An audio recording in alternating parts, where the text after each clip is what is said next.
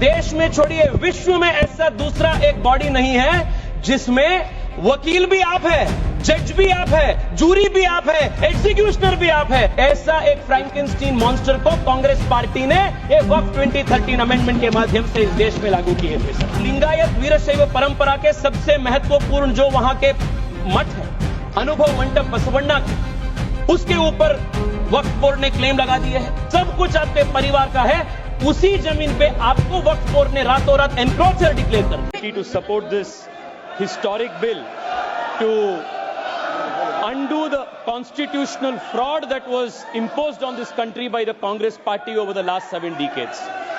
Sir, through the Waqf amendment bills from 1954, 1995 and the 2013 amendment, the Congress party created a parallel government system, an extra constitutional apparatus, wholly unconstitutional in nature, that was more powerful, more draconian, a Frankenstein monster, more powerful than an elected government and the judiciary combined.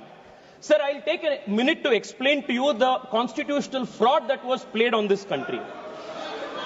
The draconian provision of Section 40 was introduced in the 2013 amendment. This Section 40 gave the Waqf Board powers to declare any land it believed, and that is the word, Speaker, sir, I will read it. Section 40 gave the power of the Waqf Board to declare any land it believed to be Waqf land, no documentation required, no evidence required, any land it believed it could declare it as Waqf property.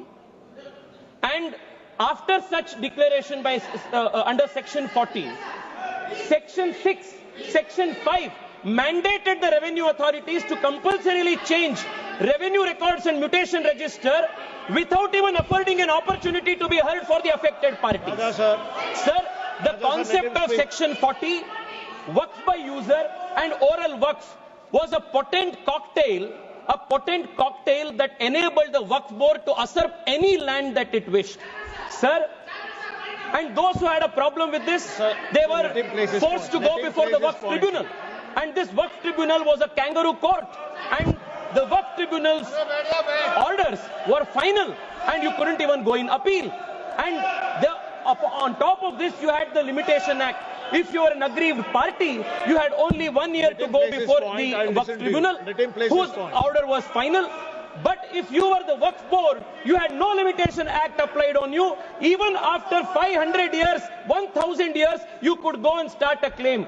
This was the Frankenstein monster that was created by the Waqf Act of 2013, where the Waqf Board was judiciary, legislature, executive, all rolled in one.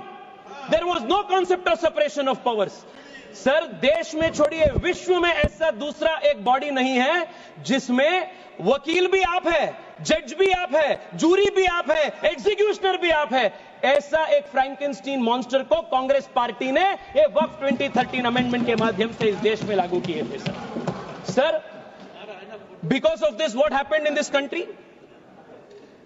Sir, हम देख रहे हैं, मैं कर्नाटका से आता हूं और लिंगायत वीरशैव परंपरा के सबसे महत्वपूर्ण जो वहां के मठ है, अनुभव मंडप बसवण्णा के, उसके ऊपर वक्फ बोर्ड ने क्लेम लगा दिए है।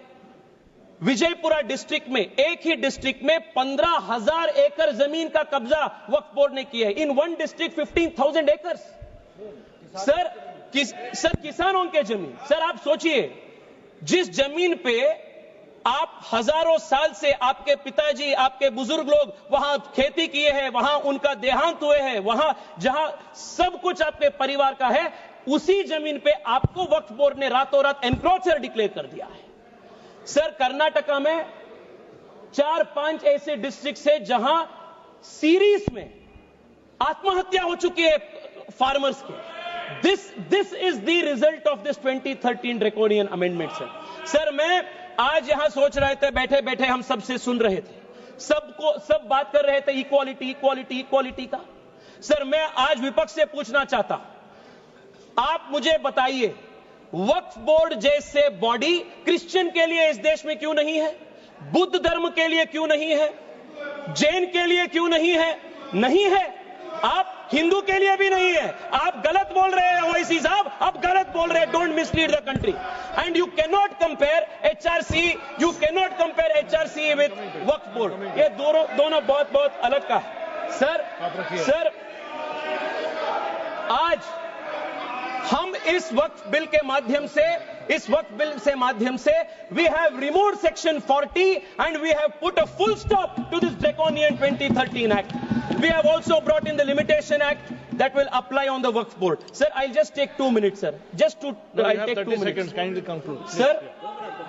Sir, आज there are questions that are being asked.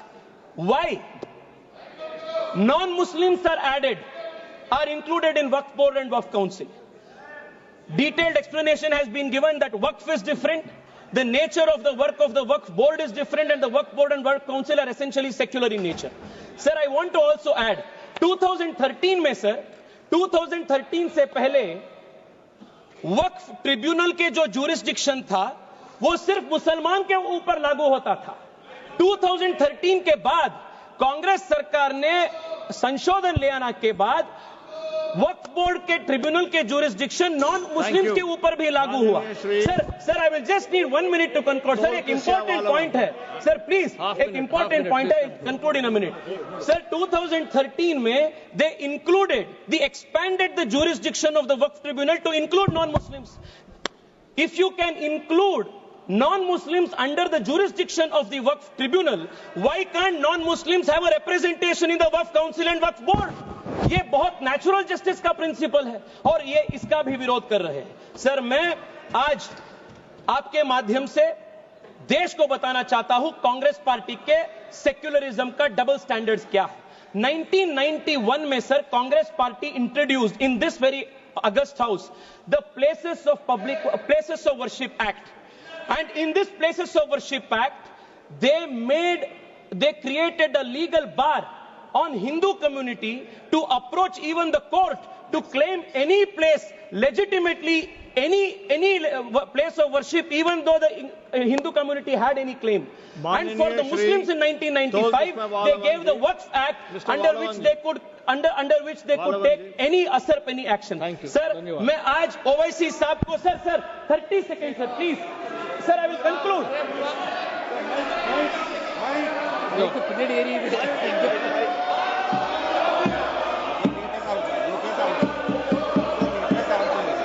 மாண்புமிகு அவைத் தலைவருக்கு வணக்கம். Let him complete. I'll let him complete. I'll call you. Please conclude. No. Owaisi जी मैं आपको बचाना चाहता हूं. Tejasvi Surya ji, sir please speak to the chair. Yes sir. Sir मैं आपके माध्यम से उनको बताना चाहता हूं, हिंदू को आपके 1 इंच का भी जमीन का जरूरत नहीं है जो आपके खुद का आपके रियल जमीन है. Hindu has never aspired. Sir मैं मेरे भाषण को वाजपेयी जी के इस कविता के साथ में समाप्त करता हूं. वाजपेयी जी ने उल्लेख किए थे हिंदू के ईथोस क्या है, सिविलाइजेशनल मैसेज क्या है. होकर स्वतंत्र मैंने कब चाहा है कर लूं जग को गुलाम, मैंने तो सदा सिखाया करना अपने मन को गुलाम. गोपाल राम के नामों पर कब मैंने अत्याचार किए, कब दुनिया को हिंदू करने घर घर में नरसंहार किए, कब बतलाए काबुल में जाकर मस्जिद कब तोड़ी, भूभाग नहीं शत शत मानव के हृदय जीतने का निश्चय, हिंदू तन मन हिंदू जीवन रग रग हिंदू मेरा परिचय. बहुत धन्यवाद.